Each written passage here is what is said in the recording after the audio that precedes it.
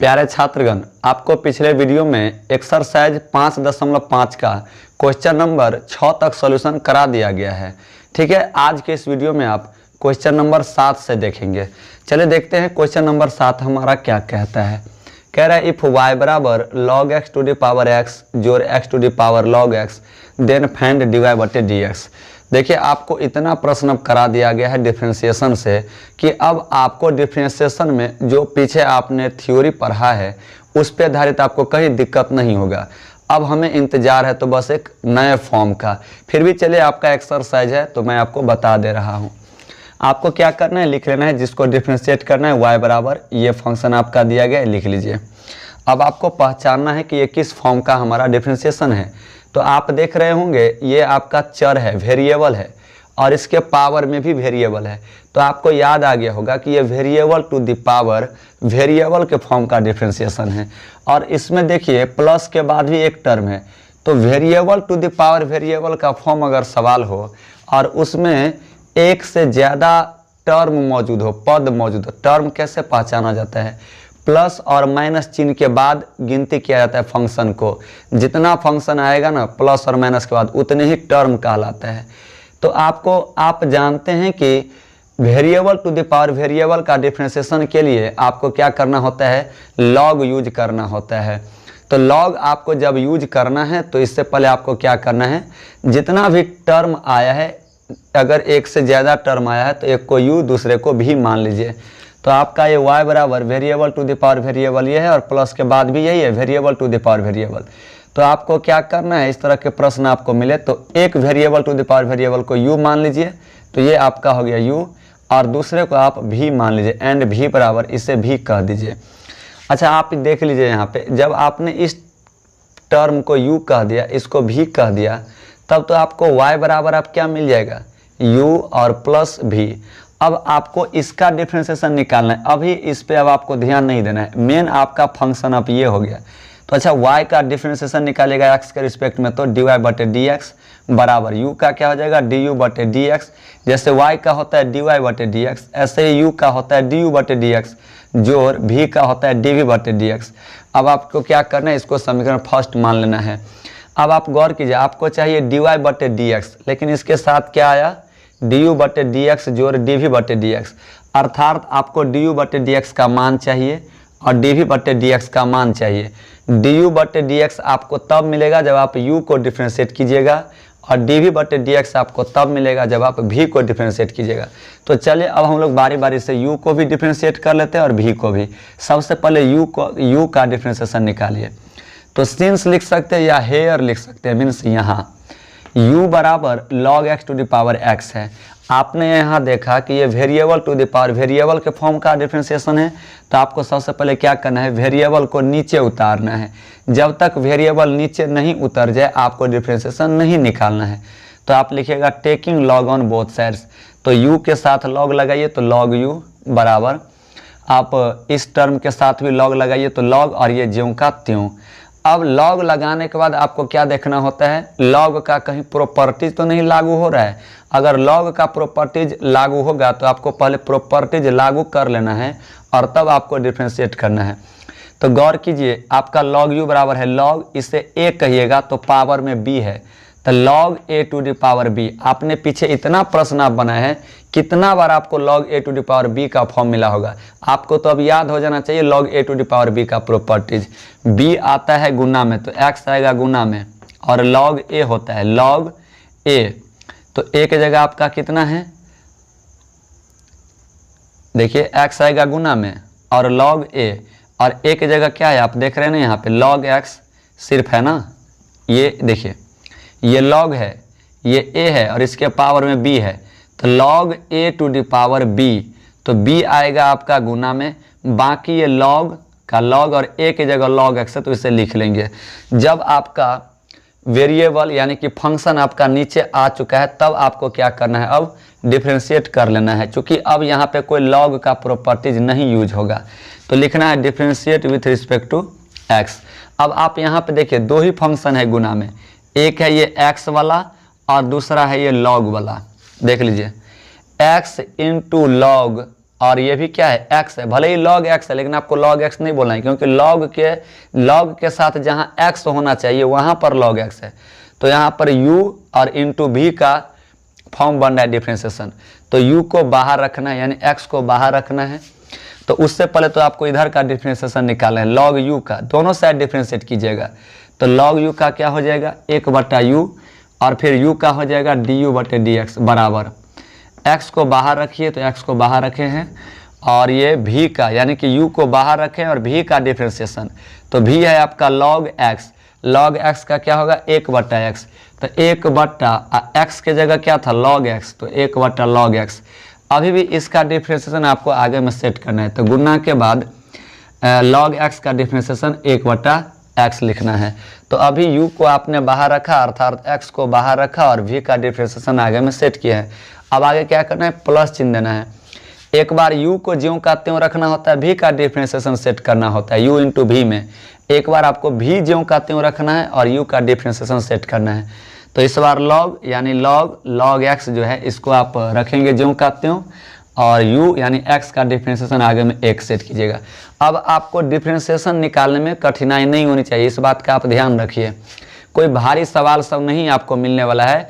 अब आप बहुत तरह के सवाल बना चुके हैं, फिर भी मैं आपको बता दे रहा हूँ। देखिए अब आपको क्या करना है, देखिए यहाँ पर x ये कट गया तो काट दीजिए। ये तो कैलकुलेशन था, कटने वाला था तो काट दिए।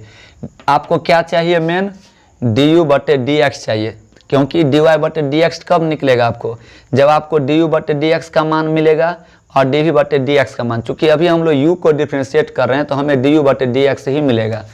तो du/dx एक तरफ तो u जाएगा उस तरफ। जो ही u जाएगा उस तरफ तो इधर के जितने फंक्शन होंगे वो चला जाएगा एक कोष्ठ के अंदर में। तो u आ गया यहाँ पर, u जो नीचे था उधर चला गया गुना में, ये कोष्ठ में।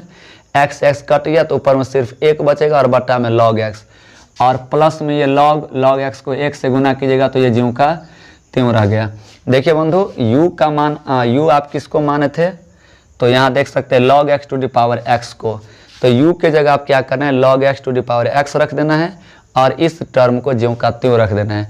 मैं आपको बता दूं एनसीईआरटी बुक में आंसर आपको ऐसा नहीं मिलेगा, लेकिन आंसर में वो शामिल होगा। क्यों होगा, एनसीईआरटी बुक में आपको क्या किया जाएगा log x 1/, ये ना ये भिन्न के जोड़ में है तो log x एलसीएम लिया जाएगा। ठीक है, तो जब आप log x एलसीएम लेंगे तो ऊपर में क्या होगा 1 + log x into log x।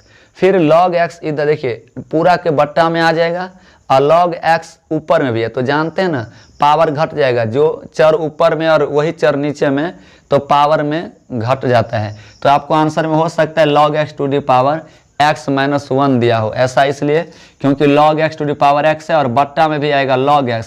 आप याद कीजिए ना, देखिए x² बट्टा x कितना होता है x होता है। क्यों हुआ x, क्योंकि x का पावर 1 है, समान चर रहने पे पावर घट जाता है, 1 कम कर दिया जाता है। यही काम आपको फिलहाल उतना ध्यान नहीं देना है, ये बिल्कुल सही है।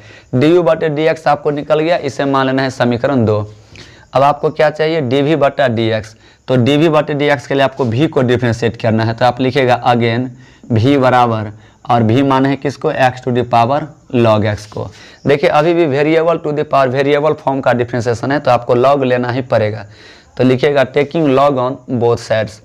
तो v के साथ log v बराबर और इधर भी log लगा दीजिए और ये x log x। अब आप गौर कीजिए यहाँ प्रॉपर्टीज यूज हो रहा है log a⁻b। तो b आएगा गुना में तो log x आया गुना में इंटू log a। तो log a की जगह तो log x ही है। आप ये बताइए log x गुने log x को हम लिख सकते हैं क्या, log x का होल स्क्वायर, बिल्कुल लिख सकते हैं। अब कोई प्रॉपर्टी यूज नहीं होने वाला है तो log v बराबर आपको मिल गया log x का होल स्क्वायर। याद कीजिए तो ये हो गया आपका x⁻n का डिफ्रेंशिएशन। अब आपको differentiate with respect to x लिख देना है। चलिए देखते हैं किस प्रकार से डिफ्रेंशिएट करेंगे। डियर स्टूडेंट, तो जब आप इसको x के रिस्पेक्ट में डिफ्रेंशिएट करेंगे तो आपको क्या मिलेगा, log v का डिफ्रेंशिएशन मिलेगा 1/v गुने और v का डिफ्रेंशिएशन dv/dx बराबर। अब आप गौर कीजिए x⁻n है, x⁻n का डिफ्रेंशिएशन तो आप कई बार प्रयोग कर लिए हैं, nx⁻n-1 होता है।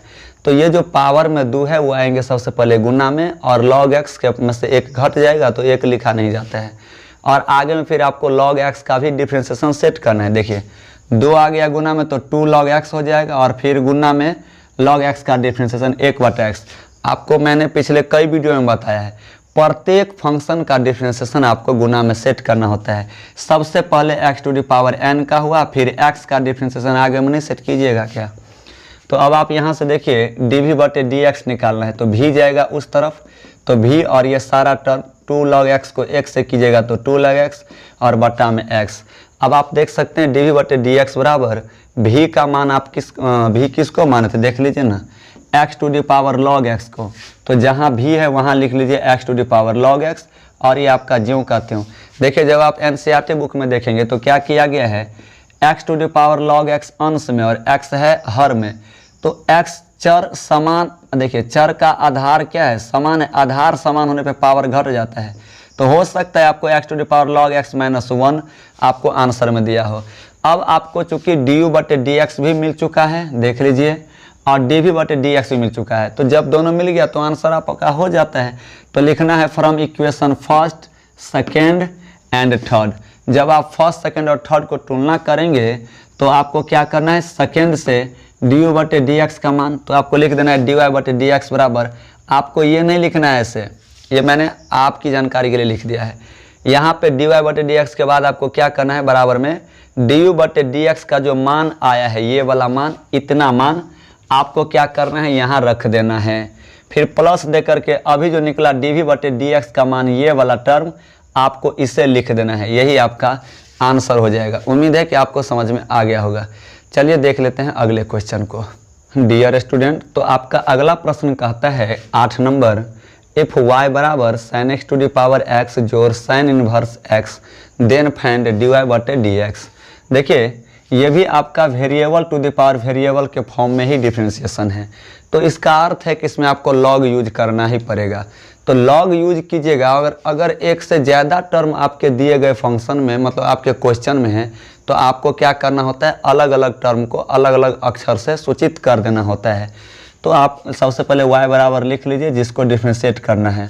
अब आपको क्या करना है, एक टर्म को u मानना है, तो लेट u बराबर, लेट मीन्स माना होता है, लेट u बराबर इतना ये, और अगले जो प्लस के बाद जो इसको भी मान लीजिए v बराबर इतना। अब आपने जब इसको u कह दिया, इसको v कह दिया, तब तो y बराबर क्या हो गया, u + v। अब आपका मेन फंक्शन ये रहा, इसको डिफ्रेंशिएट कीजिए x के रिस्पेक्ट में, तो आप y को लिखिएगा dy/dx बराबर, u को लिखिएगा du/dx जोड़ v को लिखिएगा dv/dx। समीकरण फर्स्ट हो गया, जो आप पीछे करते आ रहे, हर सवाल में मैं आपको कितना बार कहूँ कि ये करना है। अब आपको du/dx चाहिए तो u को डिफ्रेंशिएट कीजिए, तो u बराबर लिख लीजिए। आप देख रहे हैं variable to the power variable है, लॉग लेना ही पड़ेगा आपको, क्योंकि जब तक वेरिएबल नीचे नहीं आएगा आपका डिफ्रेंशिएशन नहीं बनेगा। तो taking log on both sides, इधर भी लॉग लगाएंगे तो लॉग u, और ये लॉग इसके पीछे में लग जाएगा, बाकी ये ज्यों का त्यों फंक्शन आपका आगे में रहेगा। अब आपको देखना है कि कहीं लॉग का प्रॉपर्टी तो नहीं यूज हो रहा है, तो देखिए ना, लॉग a⁴b, तो b आएगा गुना में x, और लॉग a ज्यों का त्यों, a की जगह sin x है इसीलिए इतना। जब नीचे आ गया आपका फंक्शन, अब कोई लॉग का प्रॉपर्टीज यूज नहीं होगा, तो आपको लिखना है क्या, differentiating with respect to x। तो लॉग u का हो जाएगा 1/u गुना में, फिर u का भी सेट करना है आपको du/dx बराबर दे दीजिए।